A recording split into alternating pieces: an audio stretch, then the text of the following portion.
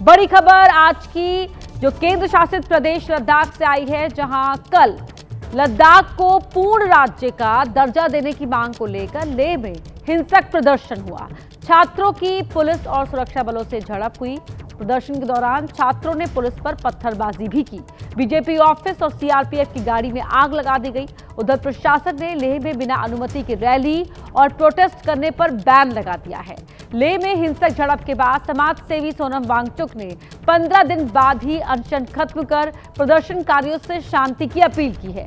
फिलहाल हालात काबू में हैं, लेकिन सवाल यह है कि इस हिंसा के पीछे कौन है, किन लोगों ने लद्दाख के लोगों को भड़काया और माहौल को खराब कर दिया। 3 तस्वीरें आपकी टीवी स्क्रीन पर है।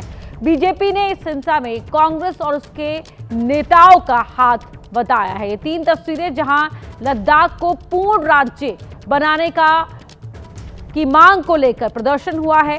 लेह में ये मार्च, प्रदर्शन और रैली पर रोक लगा दी गई है। लेह हिंसा में बीजेपी ने कांग्रेस का हाथ बताया है।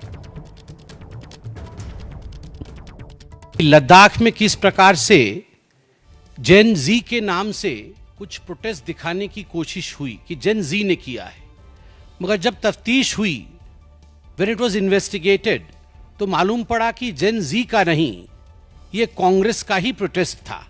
ये है कांग्रेस के काउंसिलर स्टानजिंग सेपांग। ये अपर लेह वार्ड से काउंसिलर हैं। ये मेन इंस्टिगेटर हैं और अपने कार्यकर्ताओं के साथ ये किस प्रकार इंस्टिगेट कर रहे हैं, इसके कई फोटो सामने आए हैं। आप देख सकते हैं, ये आप अपने हाथ में हथियार लिए बीजेपी की दफ्तर की तरफ भी बढ़ रहे हैं। आप देख सकते हैं किस प्रकार से ये मॉब को इंस्टिगेट कर रहे हैं। तो लद्दाख में हिंसा से जुड़ी एक और बड़ी खबर आपको बता दें। खबर इस सवाल के साथ कि क्या लद्दाख हिंसा में शामिल युवाओं को उकसाया गया, भड़काया गया, क्या कुछ लोगों ने उनका इस्तेमाल किया? लेह हिंसा पर गृह मंत्रालय ने बयान जारी किया। कहा, सोनम वांगचुक ने लोगों को गुमराह किया, भीड़ को उकसाया। ऐसा लग रहा है कि सियासी फायदे के लिए लद्दाख के नौजवानों का इस्तेमाल हिंसा के लिए किया गया। सरकार के सूत्रों ने कहा कि केंद्र सरकार पूरी तरह लद्दाख के नौजवानों के साथ है और उनकी भलाई के लिए काम करती रहेगी। सरकारी सूत्रों के हवाले से जो खबर आई है, उसके मुताबिक 6 अक्टूबर को सरकार से बातचीत प्रस्तावित थी। उससे पहले 25-26 सितंबर को अनौपचारिक बातचीत होनी थी। ऐसे में सरकार के साथ अगर बातचीत सक्रिय स्थिति में थी, तो फिर हिंसा भड़काने का मकसद क्या था? सरकार के सूत्र कह रहे हैं कि सोनम वांगचुक ने अरब स्प्रिंग और नेपाल के आंदोलन वाला जो बयान दिया था, वो भी इस हिंसा का कारण रहा है। अब ऐसी बात सामने आ रही है कि बवाल की स्क्रिप्ट पहले से ही लिखी जा रही थी। सूत्रों के मुताबिक कांग्रेस के नेताओं को हिंसा भड़काने के लिए उकसाया। तो कांग्रेस नेताओं ने लोगों को हिंसा के लिए उकसाया। लद्दाख हिंसा के पीछे कौन है? सरकारी सूत्र कह रहे हैं कि बीजेपी ने यह आरोप लगाया कि कांग्रेस नेताओं ने उकसाया है। ये भी देख लीजिए कि आखिर लद्दाख में हो रहे प्रदर्शन में प्रदर्शनकारियों की मांगे क्या हैं। पहली मांग, जो प्रमुख मांग है कि लद्दाख को पूर्ण राज्य का दर्जा दिया जाए। 6ठी अनुसूची के तहत संवैधानिक सुरक्षा प्रदान की जाए। तीसरी मांग है करगिल और लेह अलग लोकसभा सीट हो। चौथी मांग है कि सरकारी नौकरी में स्थानीय लोगों की भर्ती की जाए। इन मांगों के साथ ये प्रदर्शन यहां पर किया जा रहा था। तो शहर की सड़कों पर कुत्तों के हमलों के बीच अब बंदरों के हमले की ये डराने वाली तस्वीर सामने आई है। हापुड़ में बच्चों को लेकर स्कूटी से जा रही महिला पर बंदरों के झुंड ने हमला कर दिया। बढ़ते आगे बात मुजफ्फरनगर की करते हैं, जहां रतनपुरी गांव में अजगर निकलने से हड़कंप मच गया। मामला तब और संगीन हो गया जब रेस्क्यू करने पहुंचे शख्स को भी अजगर ने अपने शिकंजे में ले लिया। क्योंकि 20 फीट लंबे अजगर ने इसे पकड़ने आए सर्पमित्र के हाथ को जकड़ लिया। अजगर के इस हमले को देखकर लोगों की सांसें थम गई। मुजफ्फरनगर के रतनपुरी गांव के लोग दहशत में इधर उधर भागते नजर आए। अजगर ने सर्पमित्र के हाथ पर पकड़ और भी मजबूत कर ली। सर्पमित्र प्रवीण पांचाल का हाथ सूज गया। भीड़ में मौजूद लोगों ने किसी तरह मुश्किल से प्रवीण के हाथ को अजगर की पकड़ से छुड़ाया। बहुत ज्यादा खतरनाक सांप होता है। ये देखेगा, इसमें इसके मुंह में लगभग कम से कम 150 से 200 दांत होते हैं। और ये अगर समय से आज इसको आए नहीं देख पाते तो ये जरूर गांव के अंदर घुसता, और गांव के अंदर घुसने का मतलब है किसी इंसान को या किसी बच्चे को जरूर ये निकलता। अगली बड़ी खबर का रुख करें। बिहार में विधानसभा चुनाव से पहले सियासी पारा चढ़ गया है। सभी पार्टियां बिहार फतह करने की कोशिशों में जोर शोर से जुटी हैं। AIMIM अध्यक्ष असदुद्दीन ओवैसी भी बिहार में हैं और उनकी सीमांचल न्याय यात्रा का आज दूसरा दिन है। ओवैसी की सीमांचल न्याय यात्रा आज किशनगंज, अररिया में सभा भी करेंगे। ओवैसी दोनों ही जिलों में 9 सभाओं को संबोधित करेंगे। आरजेडी से गठबंधन के सवाल पर बोले ओवैसी, गठबंधन का फैसला आरजेडी के हाथ में है। असदुद्दीन ओवैसी ने आरजेडी को चुनौती भी दी, गठबंधन नहीं किया तो नतीजे आने के बाद रोना मत। लोग अक्सर ये कहते थे कि मजलिस अलायंस करना नहीं चाहती है, तो अख्तरुल ईमान साहब ने 2 खत लालू प्रसाद यादव साहब को लिखे, एक तेजस्वी यादव को लिखा। 6 सीट हमने देने के लिए कहा। अब इससे बढ़कर ज़र्फ़ का और क्या मज़ाहरा हो सकता है कि जिस पार्टी ने हमारे 4 विधायक को, जिसको सीमांचल की जनता ने अपने खून पसीने से कामयाब किया, कुर्बानी देकर, आपने उनको ख़रीद लिया। तो अब इनके ऊपर मुनस्सिर है। हम तो बोले कि हमको मंत्री भी नहीं चाहिए अगर आपको इख्तियार अल्लाह देता है तो। खैर कोई बार परवाह नहीं, हम अपना काम करेंगे। दुनिया सीमांचल और बिहार देख चुकी है कि कौन बीजेपी को नहीं रोकना चाहता। अभी भी क्या गुंजाइश है? क्या असदुद्दीन वैसे खुद बात करेंगे? देखिए हमारे स्टेट प्रेसिडेंट अख्तरुल ईमान कोई मामूली आदमी थोड़ी है। उन्होंने 3 खत लिखे, पब्लिकली अवामी तौर पर इस बात को कहा, मीडिया में कहा। अब ये उन पर मुनस्सिर है कि वो चाहेंगे नहीं चाहेंगे। वो नहीं चाहेंगे, हम अपना इलेक्शन लड़ेंगे, मगर इतना याद रखो कि इलेक्शन जो हम लड़ेंगे, नतीजा आने के बाद रोना नहीं। फिर प्रतिद्वंदी सबसे ज्यादा लड़ाई जो है असदुद्दीन ओवैसी की इस बार बिहार चुनाव में किसके साथ? सबसे होगी, बीजेपी से होगी, जेडीयू से होगी। जो कोई भी हमारे मध्य मुकाबिल आएगा, ये लोग अलायंस नहीं करेंगे तो इनसे भी, राजद से भी होगी। और यहाँ की आवाम में गम और गुस्सा है कि जिनको उन्होंने अपने खून पसीने से, कुर्बानियों से कामयाब किया, आपने उन बेईमानों को खरीद लिया।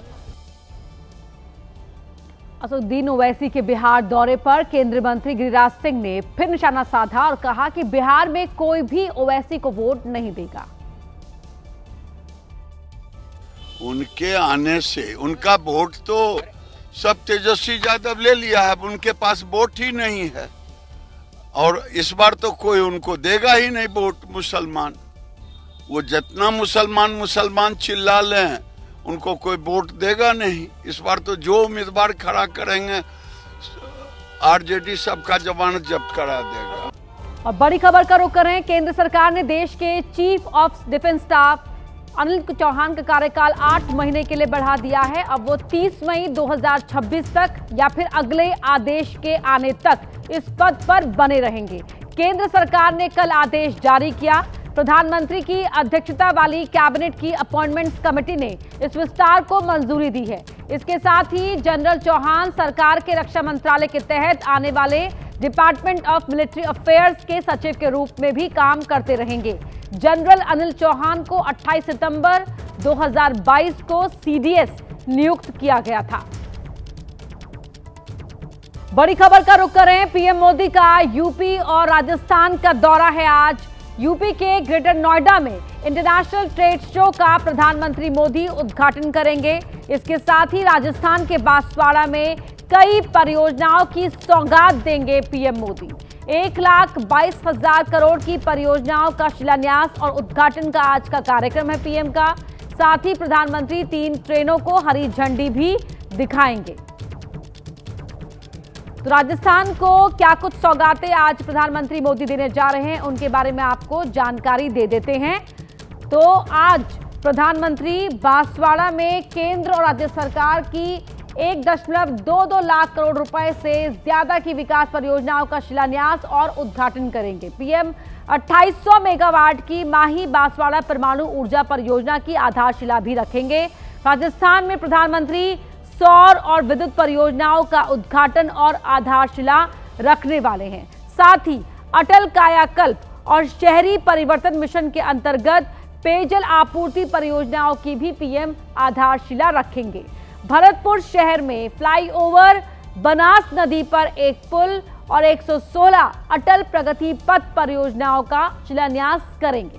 भरतपुर में ही 250 बेड वाले अस्पताल का भी उद्घाटन आज प्रधानमंत्री मोदी करने जा रहे हैं। इसके साथ ही रेल संपर्क को बढ़ावा देने के लिए 2 वंदे भारत समेत 3 ट्रेनों को हरी झंडी भी पीएम मोदी आज दिखाएंगे। बांसवाड़ा से माननीय प्रधानमंत्री जी के द्वारा 3 गाड़ियों का शुभारंभ किया जाएगा। उसमें से 2 वंदे भारत हैं और एक LHV ट्रेन है 22 डब्बे की। जोधपुर से दिल्ली कैंट के बीच में वंदे भारत, उसका इनॉग्रेशन होगा। और बीकानेर से दिल्ली कैंट के बीच में जो गाड़ी वंदे भारत है उसका भी इनॉग्रेशन होगा।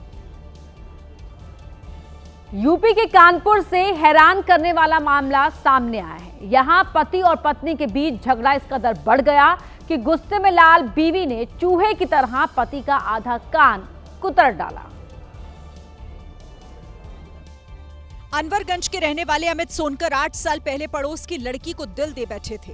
प्यार परवान चढ़ा और दोनों ने शादी कर ली, लेकिन कुछ समय बाद ही घर में लड़ाई झगड़े होने लगे। परेशान होकर अमित ने पत्नी के खिलाफ तलाक की अर्जी दाखिल कर दी। तलाक का मुकदमा अभी चल रहा था और इसी बीच बीते दिनों पानी भरने को लेकर पति पत्नी के बीच झगड़ा शुरू हो गया। गुस्से में पत्नी ने अमित की जमकर पिटाई कर दी।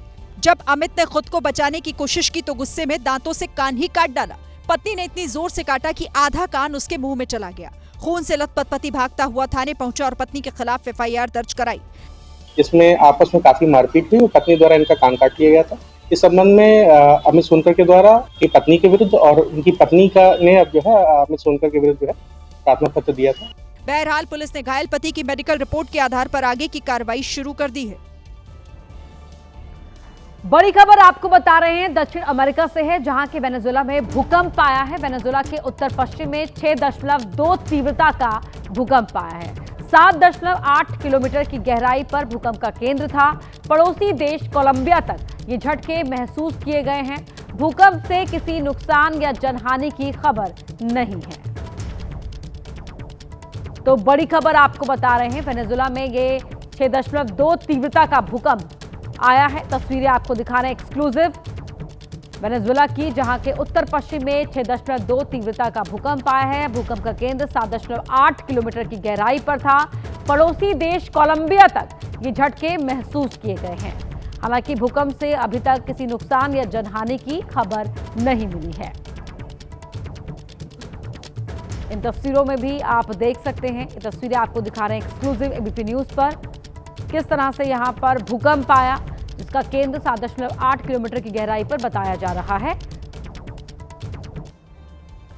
बात करते हैं छत्तीसगढ़ की, जहां के अंबिकापुर में एक प्रेमी को अपनी प्रेमिका से मिलना उस वक्त महंगा पड़ गया जब वो आधी रात में उससे मिलने ससुराल जा पहुंचा।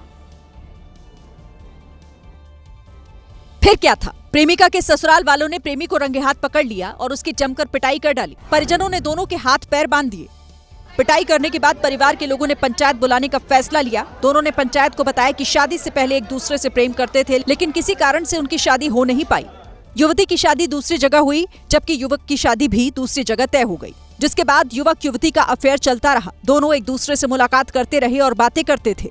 मामले की जानकारी लगते ही पुलिस की टीम भी मौके पर पहुंची। बैठक में सर्वसम्मति से फैसला लिया गया कि लड़की को लड़के के साथ भेजा जाएगा। इसके बाद लड़की को लड़के के साथ भेज दिया गया। पंचायत के इस फैसले की अब हर तरफ चर्चा हो रही है। वहीं प्रेमी जोड़ा भी खुश है।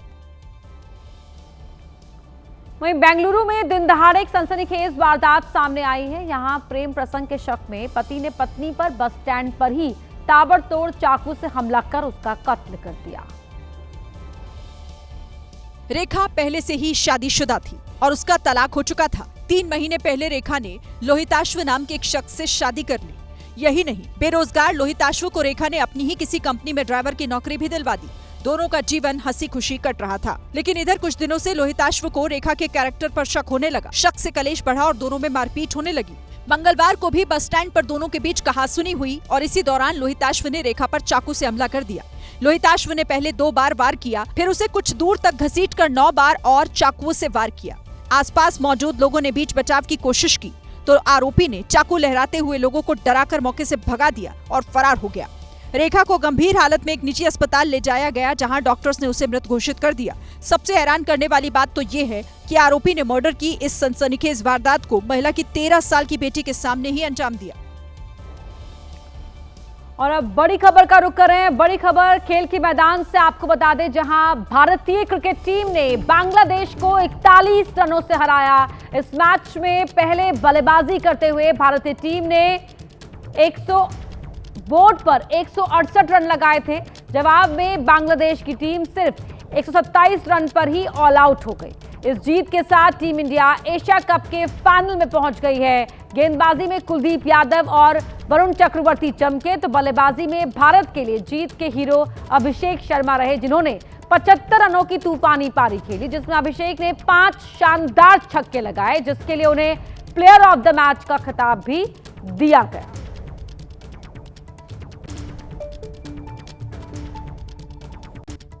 आज सेंचुरी से चूक गया, लेकिन रनआउट थोड़ा डिसअपॉइंटिंग रहा। क्या इट हर्ट्स बट ठीक है, नो वरीज, यू नो, ऐसे चलता रहता है। It's a game of part of a game, to be honest. और सेंचुरी तो इस टूर्नामेंट में है, आई एम डैम श्योर आएगी। We have more matches, let's सी।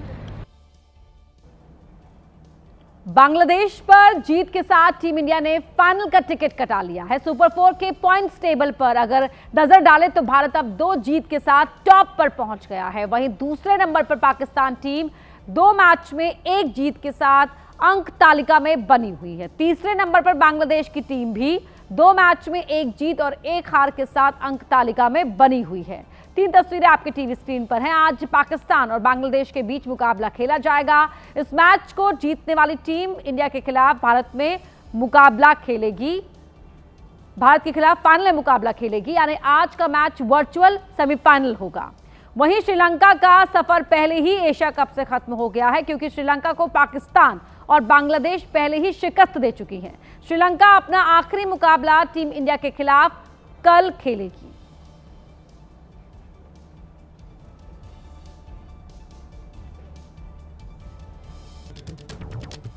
बात हिमाचल प्रदेश के ऊना की, जहां शादी से पहले ही दुल्हन का अधजला शव मिलने से सनसनी फैल गई।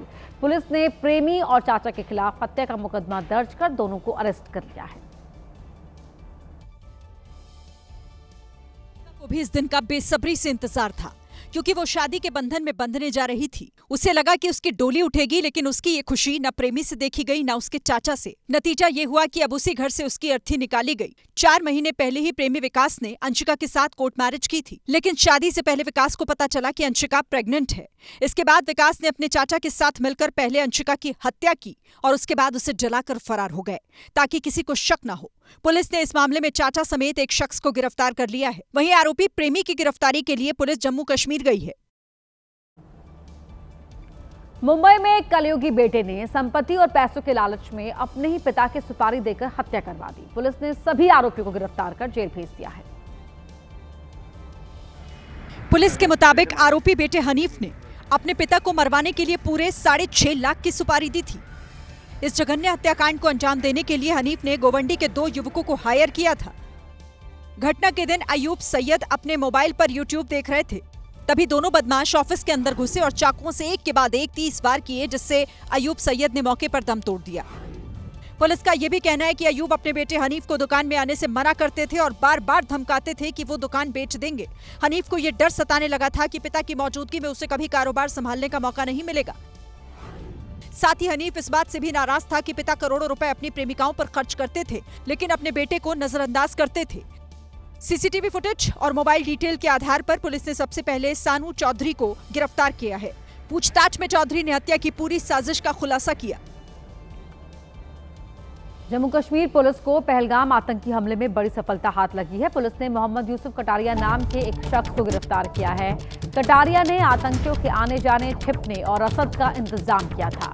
यूसुफ कटारिया दक्षिण कश्मीर का रहने वाला है और TRF नाम के आतंकवादी संगठन का सक्रिय सदस्य बताया जा रहा है। पुलिस को उम्मीद है कि कटारिया की गिरफ्तारी से पहलगाम हमले के संबंध में और ज्यादा जानकारी मिल जाएगी। यूसुफ कटारिया की गिरफ्तारी देश के लिए एक महत्वपूर्ण उपलब्धि मानी जा रही है। गुजरात के गांधीनगर में तनाव है। 2 समुदायों के बीच ही तनाव हुआ है। सोशल मीडिया पोस्ट को लेकर यहां विवाद हुआ। गांधीनगर के बहियल में दुकानों में आगजनी और तोड़फोड़ की गई है। कई गाड़ियों को आग के हवाले कर दिया गया। तनाव के बाद प्रशासन अलर्ट मोड पर है। पुलिस टीम ने घटनास्थल का निरीक्षण भी किया है। इन तस्वीरों में आप देख सकते हैं किस तरह से यहां पर आगजनी की गई है, गाड़ियों में तोड़फोड़ की गई है और इस तनाव को देखते हुए अब पुलिस प्रशासन अलर्ट मोड पर है। यहां घटनास्थल का जायजा भी लिया गया है। दो समुदायों के बीच ये तनाव हुआ है। सोशल मीडिया पोस्ट को लेकर दो समुदाय आमने सामने आ गए। बहियल में दुकानों को जला दिया गया, तोड़फोड़ की गई है और यहां पथराव भी हुआ है। तस्वीरें आपको दिखा रहे हैं एबीपी न्यूज पर एक्सक्लूसिव। इन तस्वीरों में भी आप देख सकते हैं जिस तरह से अफरा तफरी यहां नजर आ रही है।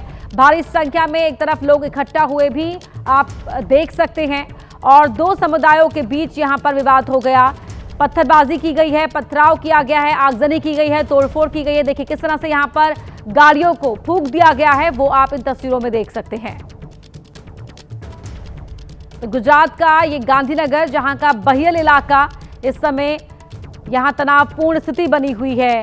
हालात बेहद गंभीर हैं और हालातों को देखते हुए यहां भारी संख्या में पुलिस बल भी डिप्लॉय कर दिया गया है और साथ ही पुलिस प्रशासन अलर्ट मोड में नजर आ रहा है। ये दो तस्वीरें बता रही हैं कि वहां पर इस समय क्या सूरत हाल बना हुआ है। बड़ी संख्या में आप एक तरफ लोगों को इकट्ठा हुआ देख सकते हैं, दूसरी तरफ यहां जो आगजनी की गई है वो भी आपको नजर आ रही है। फायर ब्रिगेड को बुलाया गया, आग पर काबू पाने की कोशिशें शुरू की गई।